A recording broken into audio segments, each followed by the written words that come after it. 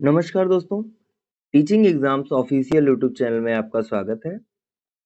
आज हम आपका ज्योग्राफी का क्लास जो पीवाईक्यूज का जो चल रहा था बिहार 4.0 और एस्टेट के लिए पीवाईक्यूज की क्लास चल रही थी ज्योग्राफी का, वही आज हम कंटिन्यू करेंगे। ये क्वेश्चन जो भी आपकी ये वीडियो है उसमें जितने भी क्वेश्चंस हैं वो सारा का सारा एग्जाम्स की दृष्टि से बहुत ही महत्वपूर्ण है, क्योंकि पीवाईक्यूज हैं और आपको पता है कि पीवाईक्यूज से आपके पेपर के पैटर्न का पता चलता है और एज इट इज आपके क्वेश्चन भी आपके पेपर में देखने को मिल सकते हैं। तो इसलिए वीडियो के अंत तक हमारे साथ बने रहिएगा। इससे आपको बहुत ही आसानी होगी आपको पेपर देने में, आपको एग्जाम क्रैक करने में। तो चलिए देरी ना करते हुए क्वेश्चंस को स्टार्ट करते हैं। आज का पहला क्वेश्चन है, निम्नलिखित में से कौन सा स्थानांतरी कृषि का स्थानीय नाम है? ठीक है, स्थानांतरी कृषि का स्थानीय नाम है। ऑप्शन है बेवर, दहिया, पोदू। उपयुक्त में से एक से अधिक या उपयुक्त में से कोई नहीं। तो इसका सही आंसर क्या होगा? तो चलिए आपको बता दें कि स्थानांतरी कृषि को झूम कृषि भी कहते हैं। यह एक आदिम प्रकार की कृषि है जिसमें वृक्षों को काटकर जला दिया जाता है और साफ की गई भूमि पर पुराने उपकरणों से जुताई करके खेती की जाती है।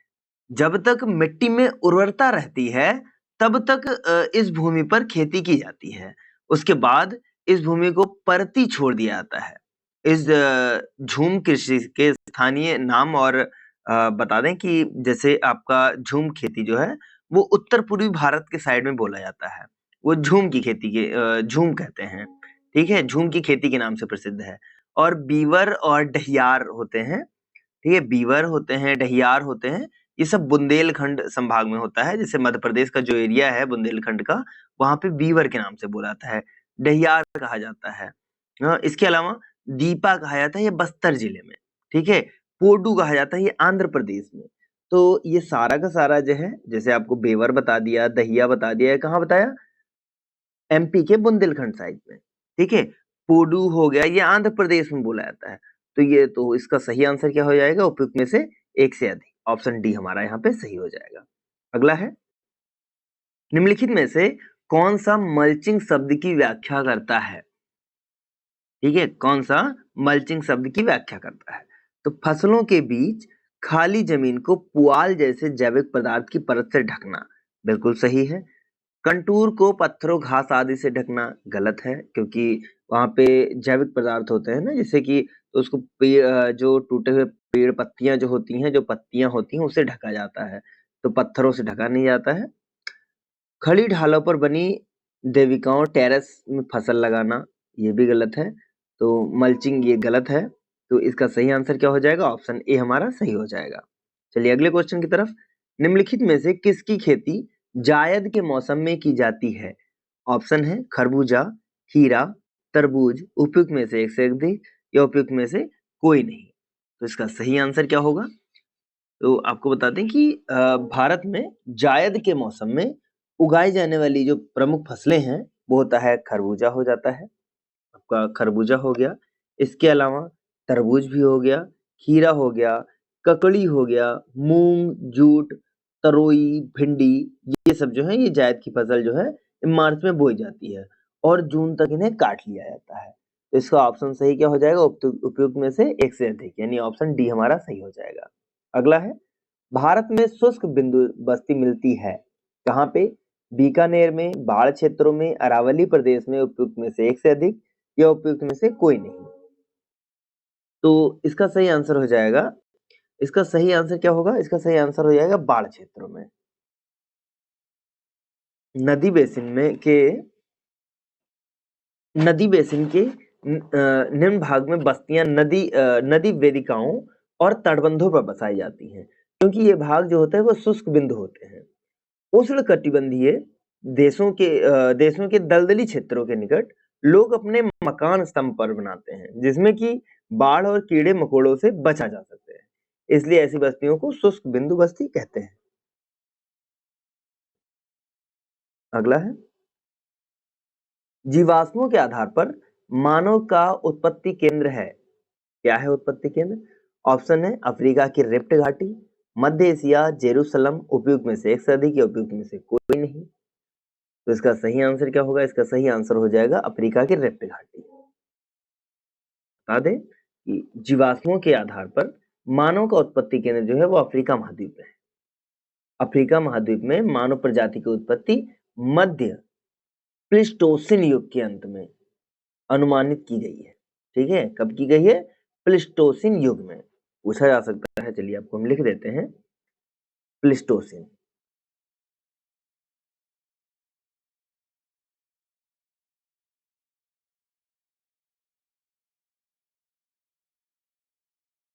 प्लीस्टोसिन युग। ठीक है, चलिए अगला है, दो समुदायों के मध्य सांस्कृतिक संपर्क कहलाता है। क्या कहलाता है? एनकल्चरेशन, एकल्चरेशन, कल्चरलेस, उपयुक्त में से एक से अधिक या उपयुक्त में से कोई नहीं। तो दो समुदायों के मध्य सांस्कृतिक संपर्क क्या कहलाता है? एकल्चरेशन कहलाता है। क्या कहलाता है? कल्चरेशन कहलाता है। दो समुदायों के मध्य सांस्कृतिक संपर्क को एकल्चरेशन कहा जाता है। इसे उस सामाजिक, मनोवैज्ञानिक और सांस्कृतिक बदलाव के रूप में संदर्भित किया जाता है जिसमें एक समाज का संगठन से संबंधित कोई व्यक्ति या समुदाय किसी अलग समुदाय या संगठन के तौर तरीके, मान्यताएं समझकर उसका भाग बनता है। ऐसा प्रयास के रूप में अधिकतर होता है जब कोई व्यक्ति या समुदाय देश को छोड़कर किसी अन्य देश में जाकर बसता है और वहां के दूसरे लोगों या समुदाय के बीच पारंपरिक मेलजोल बढ़ाता है। अगला हो गया। चलिए अगला क्वेश्चन है, किसी समुदाय को अनुसूचित जनजाति के रूप में घोषित करने के लिए आवश्यक विशिष्टताएं हैं। क्या हैं? ऑप्शन है आदिम लक्षणों के संकेत, विशिष्ट संस्कृति, बड़े पैमाने पर समुदाय के साथ संपर्क में शर्म, पिछड़ापन एवं भौगोलिक अलगाव। तो इसमें से क्या होगा? तो इसमें से बता दें, वैसे ये सभी होंगे, यानी किसी समुदाय को अनुसूचित जनजाति के रूप में घोषित करने के लिए आवश्यक जो विशेषताएं होती हैं वो बता दें। आदिम लक्षणों के संकेत भी, ये भी सही है। विशिष्ट संस्कृति होती है इनकी, बड़े पैमानों पर समुदाय के साथ संपर्क में शर्म आती है क्योंकि कभी बड़े समुदाय में नहीं रहते हैं। पिछड़ापन और भौगोलिक अलगाव भी इनमें होता है, यानी उपयुक्त में से सभी इसका सही आंसर होगा। किसी समुदाय को अनुसूचित जनजाति के रूप में घोषित करने के लिए आवश्यक विशिष्टता के रूप में आदिम लक्षण, अलग सांस्कृतिक भौगोलिक अलगाव तथा बड़ी आबादी के साथ बातचीत में शर्म जैसे लक्षण देखने को मिल जाते हैं। ऐसे समुदाय सामान्यतः पहाड़ी व जंगली क्षेत्रों में निवास करते हैं। बता दें कि अनुसूचित जनजाति की घोषणा करने की शक्ति राष्ट्रपति को प्राप्त है। क्वेश्चन में आ सकता है कि अनुसूचित जनजाति की घोषणा करने की शक्ति किसे प्राप्त है? तो अनुसूचित जनजाति की घोषणा करने की शक्ति राष्ट्रपति को प्राप्त है। इसका सही आंसर होगा ऑप्शन डी। चलिए अगले क्वेश्चन की तरफ चलते हैं। भारत का स्थलाकृति मानचित्र किस संगठन द्वारा बनाया जाता है? ऑप्शन है भारतीय भूवैज्ञानिक सर्वेक्षण, भारतीय सर्वेक्षण, भारतीय प्राणी सर्वेक्षण, उपयुक्त में से एक से अधिक या उपयुक्त में से कोई नहीं। तो इसका सही आंसर हो जाएगा भारतीय सर्वेक्षण। हो जाएगा भारतीय सर्वेक्षण। भारत का स्थलाकृति मानचित्र भारतीय सर्वेक्षण विभाग द्वारा बनाया जाता है। यह विज्ञान और प्रौद्योगिकी विभाग के अंतर्गत राष्ट्रीय सर्वेक्षण और मानचित्र संगठन है। इसकी स्थापना पूछ सकता है कि कब हुआ है, तो इसकी स्थापना आप बता सकते हैं कि 1767 में इसकी स्थापना की गई थी। अगला है, सूची 1 को सूची 2 से सम्मिलित कीजिए और सूचियों से के नीचे दिए गए कोड को सही उत्तर का चयन कीजिए। ठीक है, तो इसमें पूछा गया है, क्या पूछा गया है? 4 क्या है? ठीक है, तो 4 किससे मिल रहा है? तो इसे डेल्टा से, क्योंकि डेल्टा आप कई भागों में बनता है, तो डेल्टा आप कह सकते हैं 4।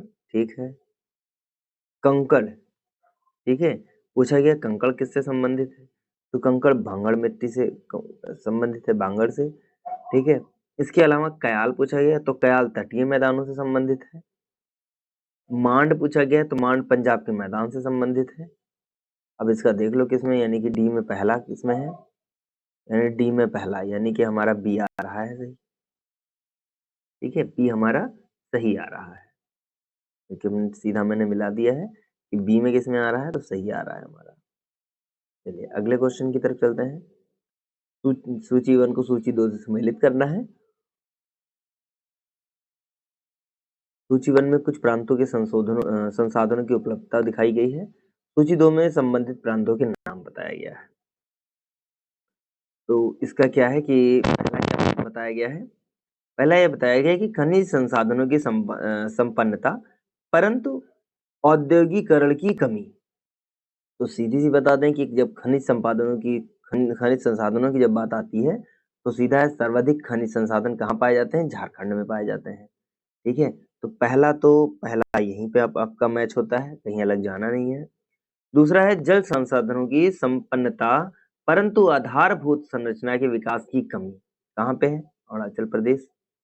ठीक है, अगला है सौर और वायु ऊर्जा की संपन्नता परंतु जल संसाधनों की कमी।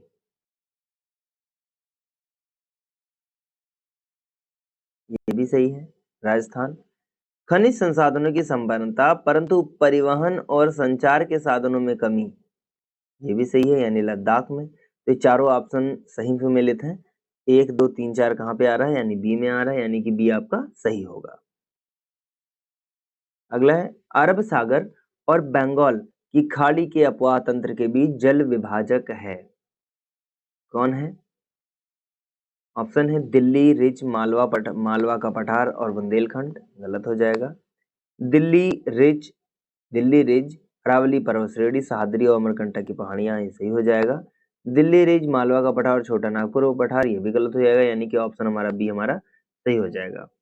अरब सागर और बंगाल की खाड़ी के अपवाह तंत्र के बीच जल विभाजक के रूप में दिल्ली रिज, अरावली पर्वत श्रेणी, सह्याद्री और उत्तराखंड की पहाड़ियां मौजूद है। ठीक है, कहाँ की हैं? अमरकंटक की पहाड़ियां मौजूद है। चलिए अगला हमारा, पृथ्वी एवं सूर्य के बीच अधिकतम दूरी होती है, कब होती है? ऑप्शन है अपसौर में, उपसौर में, ग्रीष्म संक्रांति में, उपयुक्त में से एक से अधिक या उपयुक्त में से कोई नहीं।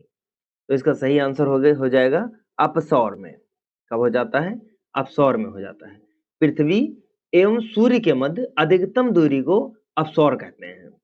पृथ्वी सूर्य के चारों ओर दीर्घवृत्तीय कक्षा में परिक्रमा करती है और जिसके कारण वर्ष में सूर्य और पृथ्वी की दूरी घटती बढ़ती रहती है।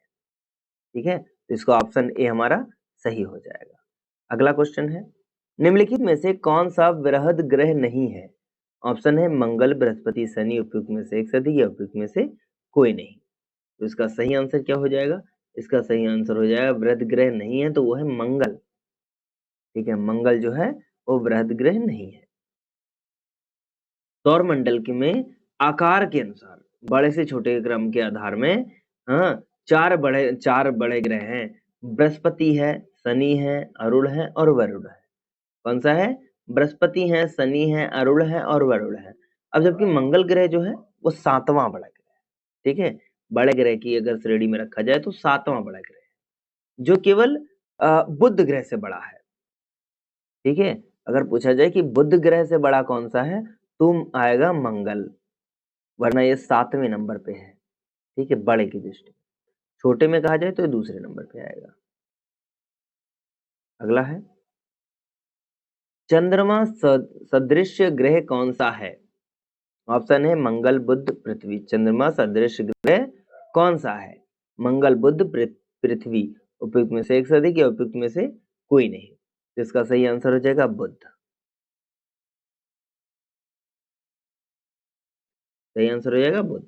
ग्रहों में मात्र बुध और शुक्र की दिखने वाली जो कलाएं होती हैं, वो इसी प्रकार की कलाएं चंद्रमा में भी पाई जाती हैं। चंद्रमा का आकार जो है वो एकदम बुध जैसा ही दिखता है। द सन इज ए, यानी सूर्य है एक, क्या है? पीला तारा है, लाल तारा है, श्वेत तारा है, उपयुक्त में से एक से अधिक या उपयुक्त में से कोई नहीं। तो क्या है? वो एक पीला तारा है, यानी कि येलो स्टार है। सूर्य एक पीला तारा है। सूर्य के पीला दिखने के पीछे स्कैटरिंग ऑफ लाइट यानी प्रकाश का प्रकीर्णन को बताया जाता है। बता दें कि सूर्य से आने वाली किरणें 7 अलग-अलग रंग की होती हैं और वायुमंडल से गुजरने गुजरने से कुछ किरणें चारों ओर वायुमंडल में बिखर जाती हैं, जिससे सूर्य और उसकी रोशनी हमें पीले पीले रंग की दिखाई देती है और सूर्य को पीला तारा समझा जाता है। ब्रह्मांड में पल्सर क्या है? ब्रह्मांड में पल्सर क्या है? तारों का एक समूह है? नहीं। घूमते न्यूट्रॉन तारे हैं? ना, सही है। किसी तारे का विस्फोट? नहीं। किसी तारे द्वारा उत्सर्जित रेडियो तरंगे? नहीं। ब्रह्मांड में पल्सर घूमते हुए न्यूट्रॉन तारे हैं। क्या है? ब्रह्मांड में पल्सर जो है वो घूमते हुए न्यूट्रॉन तारे हैं। 1.5, ठीक है, 1.5 एमएस को चंद्रशेखर सीमा कहते हैं। इससे अधिक द्रव्यमान होने पर मुक्त रूप से घूमते इलेक्ट्रॉन अत्यधिक वेग के कारण नाभिक को छोड़कर बाहर चले जाते हैं और वह न्यूट्रॉन से बचे रह जाते हैं। अगला है, आकार और माप के समानता के कारण जिस ग्रह को पृथ्वी की जुड़वा ग्रह माना जाता है, किस ग्रह को पृथ्वी की जुड़वा ग्रह माना जाता है? ऑप्शन है मंगल, बृहस्पति या शुक्र। मंगल, बृहस्पति या शुक्र। तो बता दें कि शुक्र को पृथ्वी की जुड़वा बहन माना जाता है। आकार और माप की समानता के कारण, ठीक है, अगर पूछा जा सकता है कि आखिर क्यों उसे पृथ्वी की जुड़वा बहन कहा जाता है? आकार और माप के समानता के कारण शुक्र ग्रह को पृथ्वी की जुड़वा ग्रह माना जाता है। इसे सांझ का तारा भी कहते हैं, ठीक है, भोर का तारा भी कहते हैं। शुक्र के वायुमंडल में CO2 की उपस्थिति जो है वो 90 से 95% है। शुक्र और बुध ग्रह के कोई उपग्रह नहीं है। पूछा जा सकता है कि कौन से ग्रह के पास कोई भी उपग्रह नहीं है, तो शुक्र है और बुध है। ये दो ऐसे ग्रह हैं जिनके पास कोई भी उपग्रह नहीं, जैसे हमारे पास चंद्रमा है, पृथ्वी का एक वो उपग्रह है। ऐसे ही शुक्र और बुध के पास कोई भी उपग्रह नहीं है। यह ग्रहों की सामान्य दिशा के विपरीत सूर्य के पूर्व में से पश्चिम दिशा में परिक्रमण करते हैं। यानी कि अगर जो है, पृथ्वी अगर ऐसे-ऐसे घूम रही है, इसकी घूर्णन है, तो शुक्र का पृथ्वी घूर्णन, ये शुक्र का घूर्णन ऐसे है, ठीक है, विपरीत। चलिए अगले क्वेश्चन की तरफ चलते हैं। ग्रीनविच माध्य समय यानी GMT से भारतीय मानक समय यानी IST कितना आगे रहता है? 5.5 घंटे, 6 घंटे, 5 घंटे, उपयुक्त में से एक सदी की, उपयुक्त में से कोई नहीं। तो इसका सही क्या हो जाएगा? 5.5 घंटे। आपने देखा होगा कि जब GMT की बात आती है तो वहां पे लिखा होता है, कितना लिखा होता है? प्लस 5.3 घंटा। ये आपने देखा होगा, टाइम जोन में कहीं भी आपने देखा हो, वहाँ हर जगह लिखा होता है। ग्रीनविच माध्य समय से भारतीय मानक समय से 5.5 घंटे आगे है।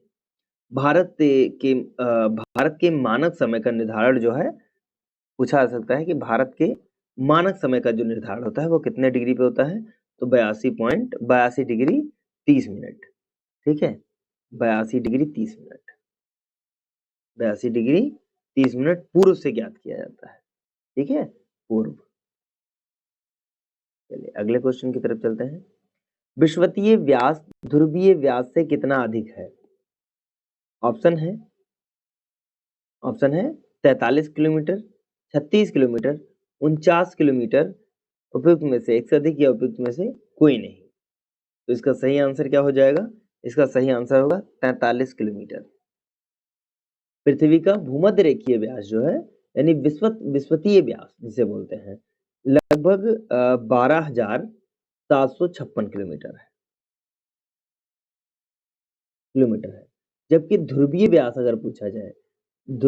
पूछा जाए तो कितना है? तो 12,713.6 किलोमीटर है। ठीक है। तो इस तरीके से देखा जाए तो विषुवतीय व्यास ध्रुवीय व्यास के लगभग 43 किलोमीटर ज्यादा है। अगला है, ग्लोब पर 1 डिग्री के अंतराल पर खींची गई अक्षांश रेखाएं कितनी होती हैं? 180, 179, 178 या उपयुक्त में से कोई नहीं। तो इसमें क्या होगा? इसमें क्या हो जाएगा? इसमें ऑप्शन सी हो जाएगा 179। ग्लोब का मानचित्र पर भूमध्य रेखा के समांतर खींची रेखाएं जो समान अक्षांशीय कोण वाले स्थानों से मिलती हैं अक्षांश रेखाएं कहलाती हैं। ठीक है। अगला हो गया, 90 डिग्री पूर्वी देशांतर पर स्थित थिम्पू यानी भूटान का स्थानीय समय निर्धारित कीजिए जब ग्रीनविच 0 डिग्री में दोपहर 12 बजे का समय हो। तो ये कैलकुलेटिव है, तो आपको हम वैसे बता दें कि ग्रीनविच और थिम्पू के बीच का जो अंतर है वो 90 डिग्री का है। कितना है? 90 डिग्री देशांतर। 90 डिग्री देशांतर कुल समय का अंतर बनता है, वो बनता है 90 गुणे 4 यानी 360 मिनट का। ठीक है, 360 मिनट का होता है, यानी कि 360 बटे कितना है 60 यानी कि 6 घंटे। ठीक है, तो इसका जो सही आंसर आ जाएगा वो 6 PM आ जाएगा। वैसे काफ़ी ये कैलकुलेटिव है, ये आपको खुद से लगाना पड़ेगा। चलिए अगला है, निम्नलिखित में से कौन सा शीत कटिबंध में आता है? 66.5 डिग्री उत्तरी अक्षांश और उत्तरी ध्रुव के बीच स्थित क्षेत्र, दोनों गोलार्धों में स्थित क्षेत्र 23.5 डिग्री 66 डिग्री और अक्षांशों के बीच, और दक्षिणी ध्रुवित अंटार्कटिक वृत्त और दक्षिण ध्रुव के बीच स्थित क्षेत्र। उपयुक्त में से एक सदी के उपयुक्त में से कोई नहीं। तो इसका सही आंसर क्या होगा?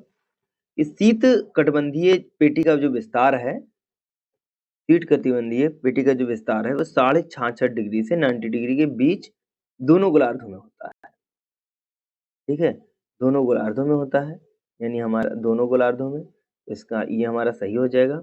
इसके अलावा हम बता दें, इस क्षेत्र में टैगा, टुंड्रा और हिमाच्छादित प्रदेश आते हैं। ठीक है, टैगा, टुंड्रा और हिमाच्छादित प्रदेश आते हैं। शीत कटिबंधीय क्षेत्र दक्षिणी गोलार्ध में दक्षिणी ध्रुव और अंटार्कटिक वृत्त के बीच स्थित है तथा उत्तरी गोलार्ध में उत्तरी ध्रुव और आर्कटिक ध्रुव के बीच स्थित है।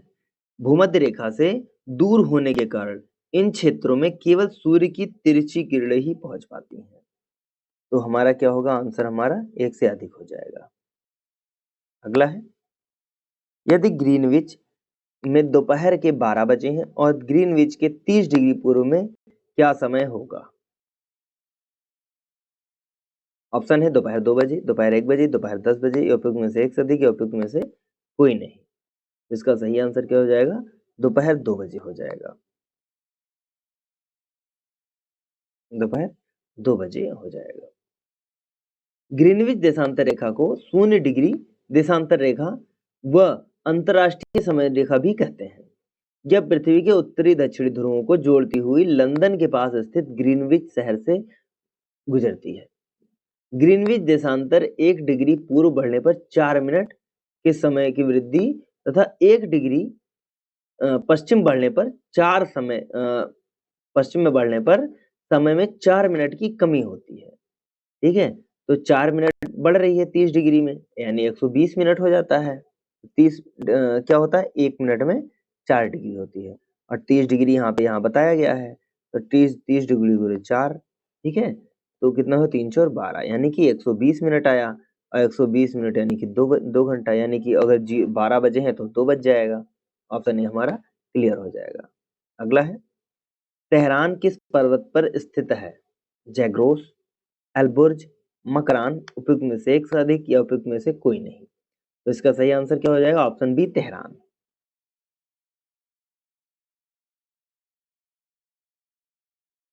ऑप्शन बी हो जाएगा एल्बुर्ज।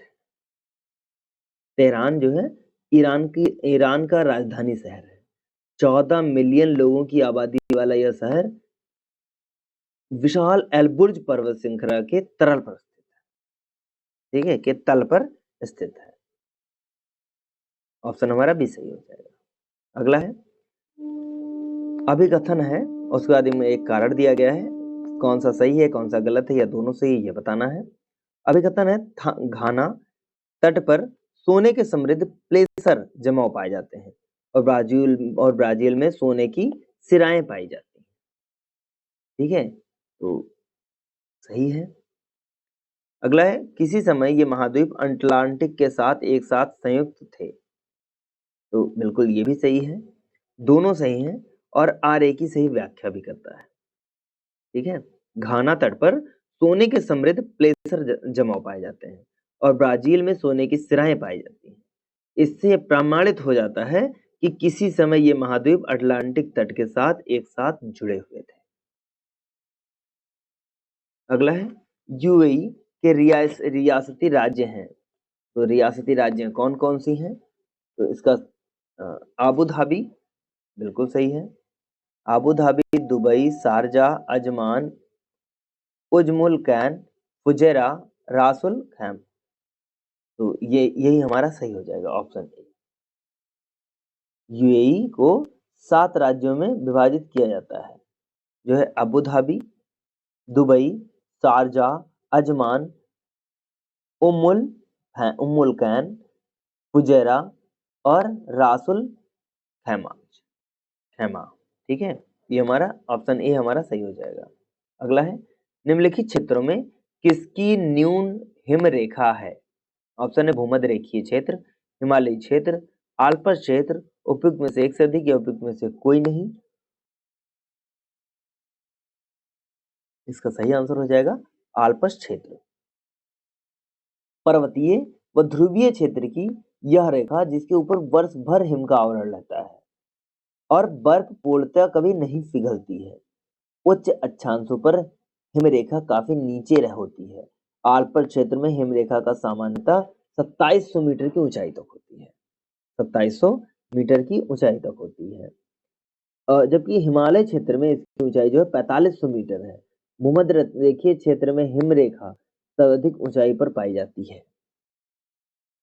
अगला है खनिज में निम्नलिखित में से किस चट्टान के स्तर में जमाव होता है, ऑप्शन है अवसादी चट्टान, रूपांतरित चट्टान, आग्नेय चट्टान, उपयुक्त में से एक से अधिक या उपयुक्त में से कोई नहीं। तो इसका सही आंसर क्या होगा, इसका सही आंसर हो जाएगा, चलिए इसको हम डिफाइन कर देते हैं। खनिज जो है वो विभिन्न प्रकार के शैलों में पाया जाता है।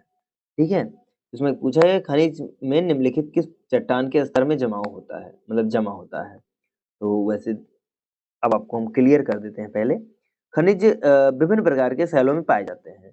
कुछ खनिज आग्नेय शैलों में पाए जाते हैं, ठीक है, कुछ खनिज आग्नेय शैलों में पाए जाते हैं, कुछ कायांतरित शैलों में पाए जाते हैं, ठीक है, कुछ कायांतरित शैलों में पाए जाते हैं, जबकि अन्य अवसादी शैलों में पाए जाते हैं। ठीक है, आग्नेय चट्टानों में प्रमुख रूप से लोहा, निकेल, तांबा, सीसा, जस्ता, क्रोमाइट, मैग्नीज, सोना ये सब पाया जाता है। अवसादी चट्टानों में खनिज तेल, पूछा जा सकता है कि अवसादी में क्या पाया जाता है, तो अवसादी में खनिज तेल, प्राकृतिक गैस, कोयले के भंडार, ये सब उनकी प्रमुख है।